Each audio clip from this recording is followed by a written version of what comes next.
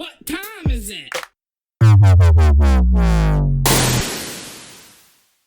Hello, everyone, and welcome back to the next episode of the Resci Search podcast. So, this time on episode 3, we are going over lies. So, if you are a manipulative person, or you want to trick and deceive others, this is not the video for you. You should leave. There's too many of you in the world. Please go. Everyone else, if you're curious about this type of research, then come on in and join. We are going to talk about some interesting papers that I found. So, I've always been kind of curious about lying as something that's just really interesting in terms of a psychological perspective on it. I mean, obviously there's a lot of creatures, right? Animals that have all sorts of deceptions kind of built into them in order to survive from an evolutionary sense. Like, you have certain types of animals that will have they'll blend into their environment so that they can't be seen and eaten by predators. There are going to be types of animals that have certain markings which can make them much harder to see. There's also certain markings that make them stand out as potentially maybe poisonous or venomous or something of that sort. Even in humans, there's all sorts of things that people use deception for, right? It's just interesting from an evolutionary sense how that came about. You would think, since humans are social creatures, that there wouldn't be much benefit in something like deception, but it seems that's not necessarily true, and I find that really interesting because, especially when going over the research, this is kind of pointed out. So there are multiple types of deception that I've seen kind of being talked about in terms of the research I've been going over. There is antisocial deception and pro-social deception. So antisocial deception is essentially lying for your own self-benefit and gain, whereas pro-social deception is lying in order to help or protect somebody else. For instance, I think people can kind of understand what antisocial deception is, aka lying to your spouse or partner about an affair, or lying about maybe financial gain on taxes or something, right? Whereas pro-social deception is a little bit more complicated. I can give you the old Kantian example of if a murderer walks up to your house and asks you where your friend is, and your friend is in the living room, and you don't want to tell the murderer where your friend is, you could just lie to them and tell the murderer that he should go check the police station. You know? Would that be lying and deceiving the murderer? Well, yeah, I mean, assuming you did a good enough job at it. Like, there are certain things that can be...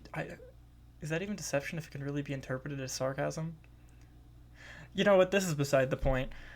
That being said, when you're lying to help other people, it can be a bit more complicated and nuanced, especially other people's perceptions of that. So, most people generally think that lying is something that you probably shouldn't do most of the time. Generally, it's not considered a very good thing to do, but there are certain situations in which it can be beneficial to not just yourself, but also others. Alright, now with that out of the way, I'd like to go over some of the findings in the first paper that I ended up reading, which was called Teaching the Truth About Lies to Psychology Students, the Speed Lying Task. So this was a really interesting study that talked about how good people are at detecting lies. So this was a study that was done in a classroom setting using psychology students who were in a class. So a bit of a simplified view of this study, but the students were asked a lot of questions on a handout that they were given, which were true or false questions. So they could either... It was a list of statements and quoting from the research paper that just were like, most people call me by a nickname, I've never dyed my hair, those types of statements. And they were given yes or no answer choices to fill out. So the students were then asked, whether or not the other students who filled out the paper were relying on their choices and their responses were recorded. And you would think that in a data set like this, if there was no influence whatsoever, the reports would have been around 50-50 that they got right and 50-50 that the students got wrong. The average accuracy of the students coming from the paper was 47.42%. So students were actually less likely to determine the truth than you would expect they would be by random chance, which I found a little bit interesting.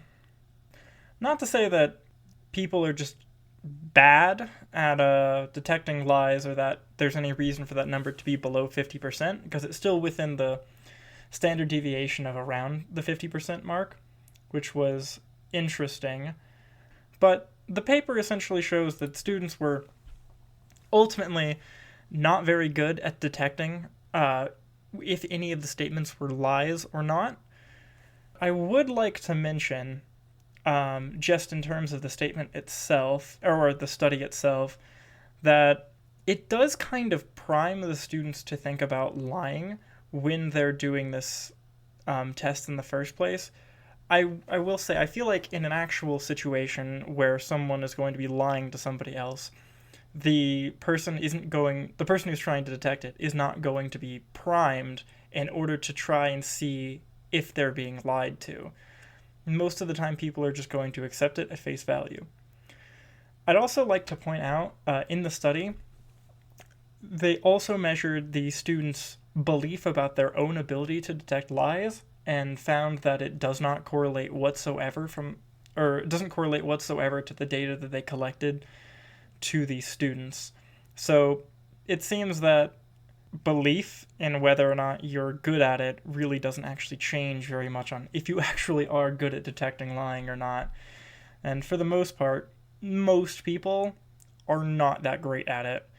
At least coming from this study, but that has been somewhat corroborated by other studies as well.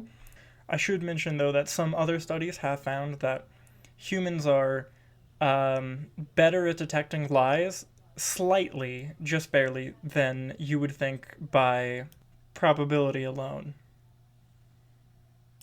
I thought this was a really interesting study, just because it pointed out a lot of the misconceptions that people have about lying. Especially, I know a lot of people really think that if they're being lied to, that they'll be able to figure it out. But most of the time, when lies get revealed, it's either because there's inconsistencies with the lie, the person telling the lie is tripping up on something, or there are other external evidence that kind of disproves the lie. Most people aren't actually very good at putting in, or I suppose, determining whether or not something is a lie without getting any external information from the person. And people aren't very good at reading body language, it seems, either, in terms of lie detections.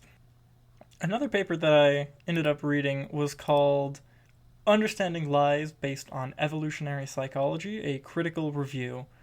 So this was a really interesting paper. Typically, I'm not the biggest fan of EvoPsych. I feel like a lot of evolutionary psychology is, in a lot of ways, just speculation. And depending on what the thing is that you're speculating about, there's a good amount of assumptions that go into it as well, just based off of evolutionary principles, which is, I mean, those principles, I'm not a biologist, but as far as I'm aware, are true in a biological sense. But in a neurological one, I'm very critical of some of the assumptions that are made when it comes to the field of evolutionary psych. But I think generally it can provide like an interesting perspective and can also explain a few things and how certain things psychologically develop. So, but otherwise, I'm very skeptical about EvoPsych papers. But that being said, the paper was really interesting. It started off by talking about how there are animals earlier that use deception for their own like reasons. For instance, I talked about this earlier, but in terms of blending in. They also mentioned certain other animals, like they said in their paper, spider monkeys have um, been observed to hide food from others, which can be really interesting because you're essentially, well, if you're hiding it from other animals, then that could be a really unique skill from an evolutionary sense. But if you're hiding it from other of your own species, if you're living in a social society, that can be really problematic. So that's something interesting. They pointed out a lot of animals have deception as just like a skill they have, or they at least have like the neurological capacity in order to do it. It also points out that potentially some of the reasons why humans might be so bad at detecting lies is because detecting lies or trying to think that somebody is lying to you and maybe making that assumption at first is not a very good way to form social bonds with other like people. If you're just assuming somebody's lying, then or you're looking for lies in someone, then they're probably you're not going to have a very good social relationship with that person. I mean, I feel like that's a little obvious, but if you're just looking for lies in anything anyone says, you're not going to get along well with that person. The paper also mentioned the work of a few other studies that had been done to talk about the past of lies in an evolutionary sense and how that potentially relates to the development of lies as or I mean deception in general as a concept psychologically. They also cited some other papers explaining that the types of lying that certain people do are going to be different than others. For instance, that men are more likely to lie about their characteristics and abilities, whereas women are more likely to lie about intimate issues. So I'm getting this from another research paper that this paper is citing, but that admittedly kind of checks out with me. I mean, let's be honest, the number of guys that I know that lie about their height is kind of astonishing. And yeah, so most of this kind of checks out. If I were to say, I haven't gone through that other paper because I haven't had too much of a time to.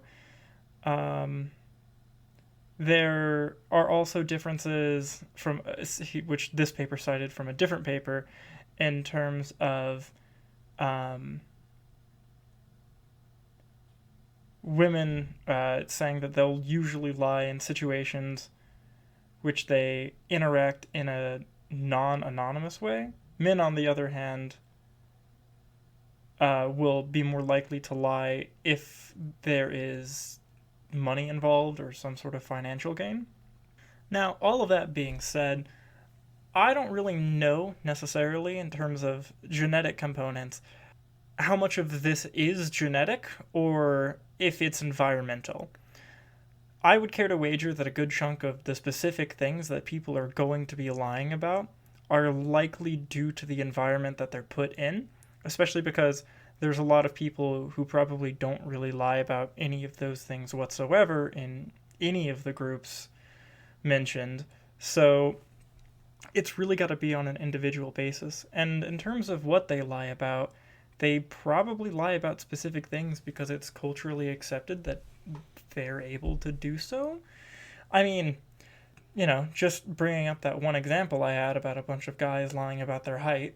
Well, if all guys are essentially lying about their height, and it's assumed that every guy is lying about their height, then it, in a way, kind of becomes culturally accepted that they're going to do it, and so it would essentially promote that ability to lie about that in a cultural sense. So some of these things I definitely think have a very strong social component to them. Also, it kind of makes me think that once everyone starts lying about a particular idea, then the reality of it just stops mattering past a point, right?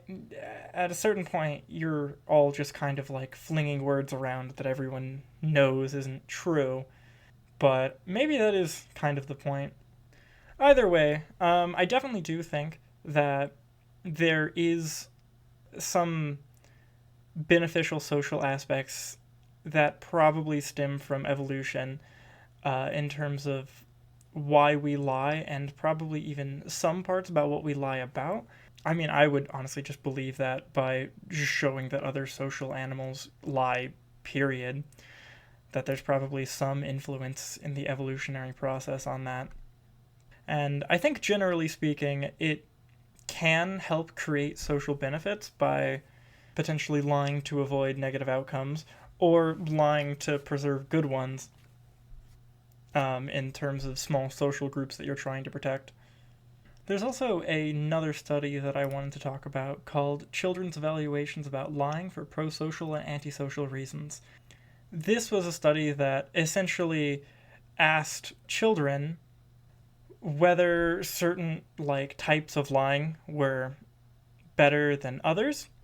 In order to do this, the study essentially read a story to children where the main character in the story told a lie, but in one situation the lie was in order to help somebody else, and in the other situation the lie was in order to help themselves. And as you can tell, this is kind of harkens back to that pro-social, antisocial deception that I was talking about earlier.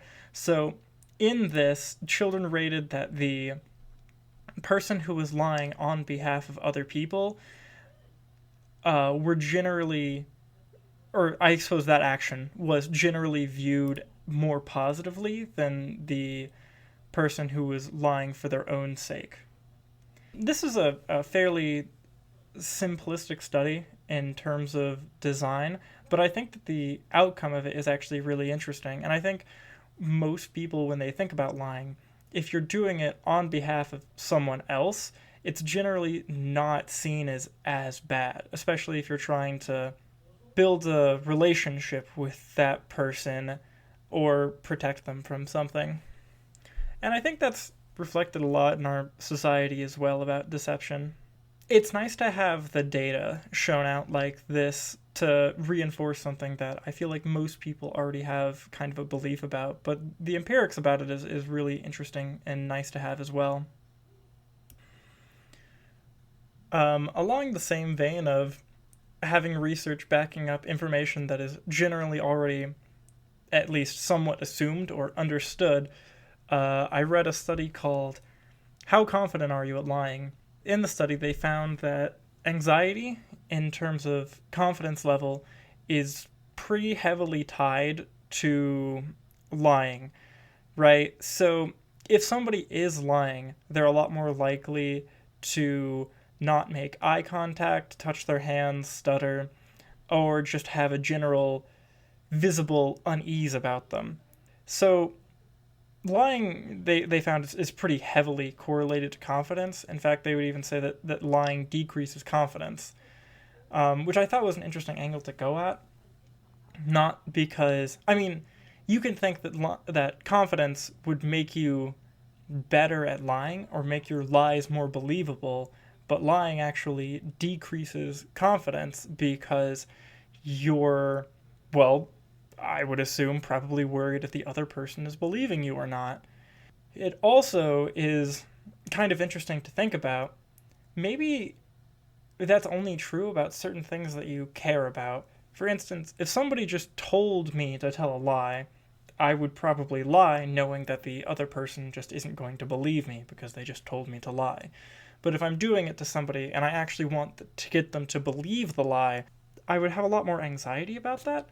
So it seems that it might be tied to deception, right? And the intention behind that deception. If you're really trying to deceive somebody, it makes sense that the lying would decrease your confidence or overall confidence level. But if your lying isn't actually to deceive somebody and you're just saying untrue things that you don't think other people are actually going to believe, then I'm not sure if this would particularly have the same result.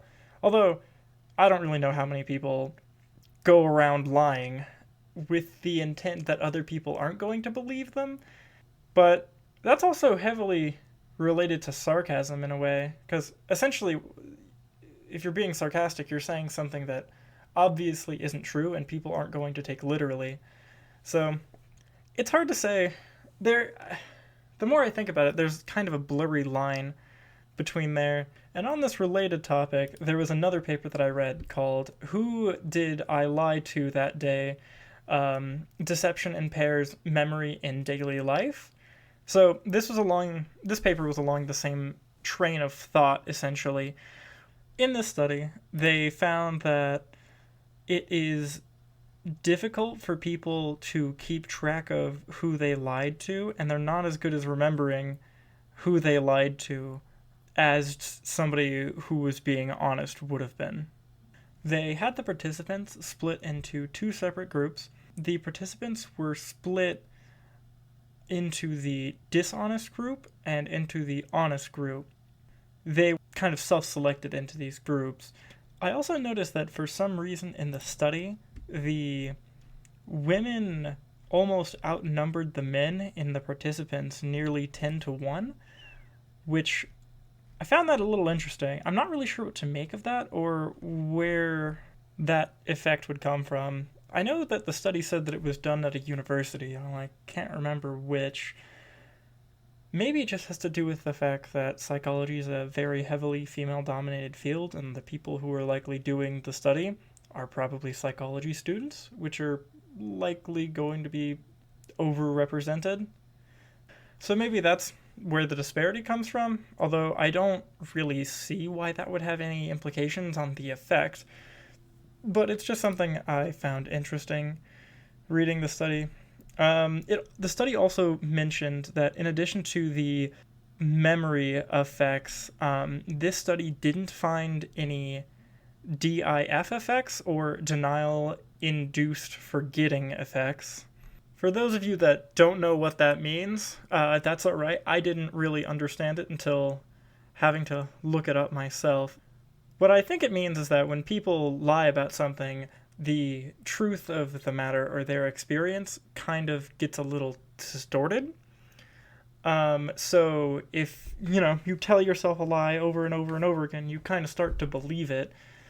When it comes to this specifically, they mentioned that the reason why there might not be a DIF effect in this study is because it may have to do with the fact that the participants in the study were directly involved in the event in which they were lying about, rather than it being not the case.